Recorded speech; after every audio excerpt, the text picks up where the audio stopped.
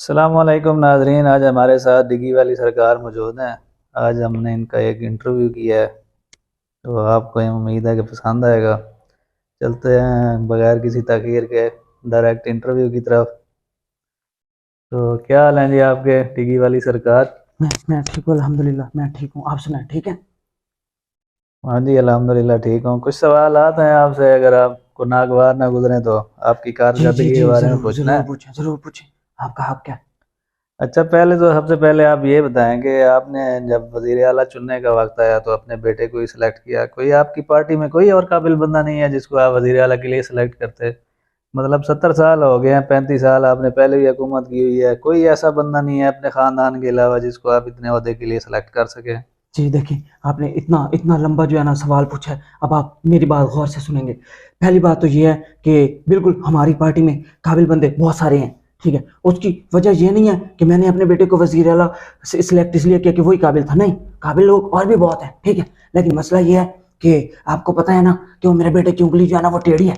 तो मुझे किसी हकीम ने बोला था कि अगर आप अपने बेटे को वजीर आला बना देंगे तो इसकी जो उंगली टेढ़ी है ना ये सीधी हो जाएगी। तो मैं उस चक्कर में मैंने उसको वजीर आला बनाया। लेकिन मुझे नहीं पता था कि वो उंगली भी टेढ़ी रहेगी और मैं इतना जलील हो जाऊंगा कि उसकी 2 दफा कितने ड्रामे से हुकूमत को गिराया गया। तो ये मेरे से थोड़ी गलती हुई। मैं अपनी पार्टी वालों से भी माफी मांगता हूँ और अब मौका मिला तो मैं किसी और काबिल बंदे को वजीर आला बनाऊंगा। हाँ। अच्छा जी, दूसरे सवाल की तरफ चलते हैं। आप शहबाज स्पीड के नाम से मशहूर हैं काफ़ी।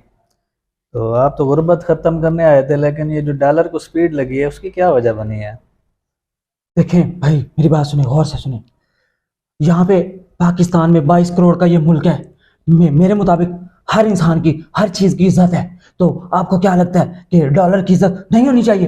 देखिए, डॉलर कहाँ जमीन पे पड़ा हुआ था है, मैंने उसको जमीन से उठाया, मैंने ऊपर बुलंदियों तक पहुंचा दिया। मैंने 200 250 के करीब पहुंचाया। पहुंचाया कि नहीं पहुंचाया? कि पहुंचाया मेरे है, नजदीक पहुंचाया डॉलर है। की भी इज्जत है। और जिस चीज की इज्जत है उसे जमीन पे नहीं होना चाहिए, उसे ऊपर आसमान की तरफ लेके जाना चाहिए। तो यही वजह है मैंने डॉलर को, जब मैं ये नियाजी की हुकूमत मिली तो 170 78 पे छोड़ के गया था। मुझे बहुत जुल्म बहुत किया है। शर्म आई कि डॉलर इतना इतना वो अहम उसका काम है हमारा, जो हमारी, आप कह रहे हो आपकी एक्सपोर्ट है इंपोर्ट है, आप बार बार डॉलर की बात करते हैं। तो आपने उसकी ये औकात कर दी कि जमीन पे पड़ा हुआ था। मैंने इसलिए स्पीड से उसको ऊपर पहुंचा दिया। यही वजह है कि मैं बिल्कुल मैं मानता हूं मैंने इसको स्पीड से, बहुत स्पीड से ऊपर पहुंचाया है। बिल्कुल जी, बिल्कुल। जिस स्पीड से आपने पहुंचाया तो डॉलर बनाने वाले भी आपसे बहुत खुश हैं वैसे। जी जी जी, वो ये जो हम आए हैं क्या यखमान है, यहाँ पे यखमान है। हमने उनको उनको खुश नहीं करना है क्या है? हमें मुफ्त में मिला ये सारा क्या? आप क्या समझते हैं बच्चे हैं ये मीडिया वाले? आप इनको बच्चे समझते हैं? ऐसा नहीं है, बिल्कुल नहीं है। कोई भी चीज जो जमीन पे पड़ी होगी मैं स्पीड से बता रहा हूँ, फिर से स्पीड से ऊपर लेके जाऊंगा। महंगाई मैंने स्पीड से ऊपर कर दी। डॉलर कितना कम था, मैंने स्पीड से ऊपर कर दिया। और मैं अल्लाह के फजल करम से जो जो भी चीजें होंगी जो कम नीचे कम रेट में होंगी, इंशाल्लाह आप देखेंगे बहुत स्पीड से मैं उनको ऊपर लेके जाऊंगा।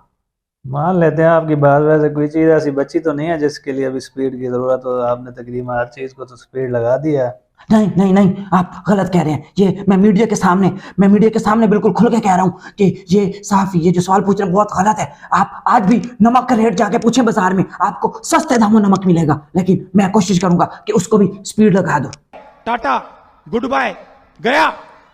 अच्छा जी, अगले सवाल की तरफ बढ़ते हैं। अभी हाल ही में पाकिस्तान और इंग्लैंड का फाइनल हुआ है, बहुत अच्छा मैच हुआ है।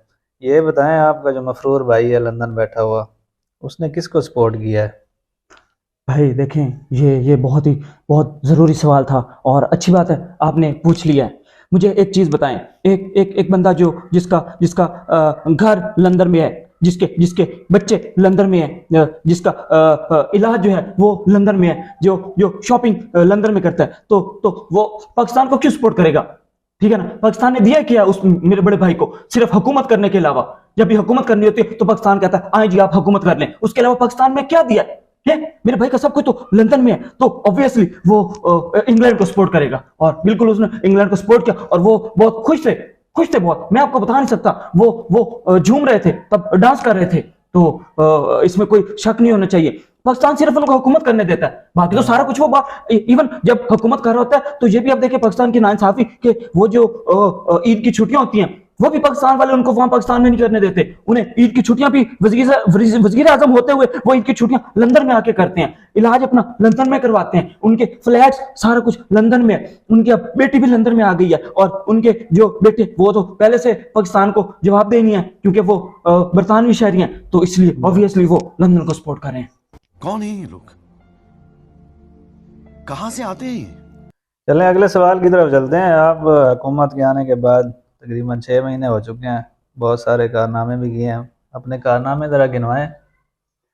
ये देखें, बहुत बहुत अच्छा सवाल किया आपने। मैं आपका तहे दिल से मशकूर हूँ कि आपने ये सवाल पूछा है। मुझे अपनी कौम को बिल्कुल बताना है, और ये जो एक मायूसी का आलम छाया हुआ है कि हमने कुछ नहीं किया, मैं अपनी कौम को बताना चाहूँगा कि हमने क्या क्या कारनामे किए हैं। सबसे पहले मैं अपनी आवाम को बताऊँगा कि हमने महंगाई कर दी है। महंगाई करने से फायदा क्या हुआ है कि लोग जो हड हरामी कर रहे थे, जो घरों में बैठे थे, अब उनको डबल डबल काम करना पड़ता है। इस तरह से क्या हुआ कि वो मेहनती होना शुरू हो गया। दूसरी बात जो अभी थोड़ी देर पहले भी मैंने आपको बताई कि डॉलर बेचारा गिरा हुआ था, हर एक की नजर में गिरा हुआ था, तो हमने उसको उठा के आसमान पे पहुंचा दिया।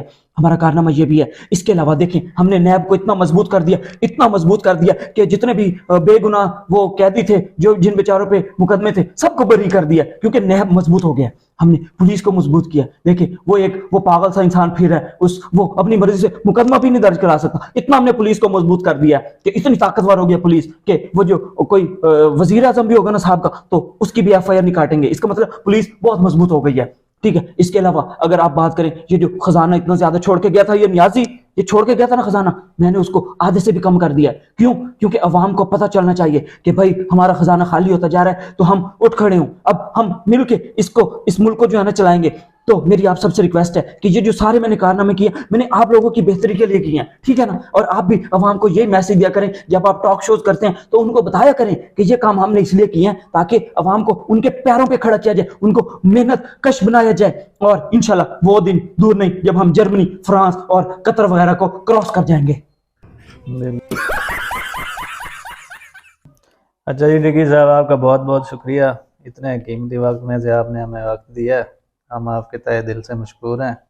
नेक्स्ट आपसे इंशाल्लाह फिर कभी मुलाकात होगी।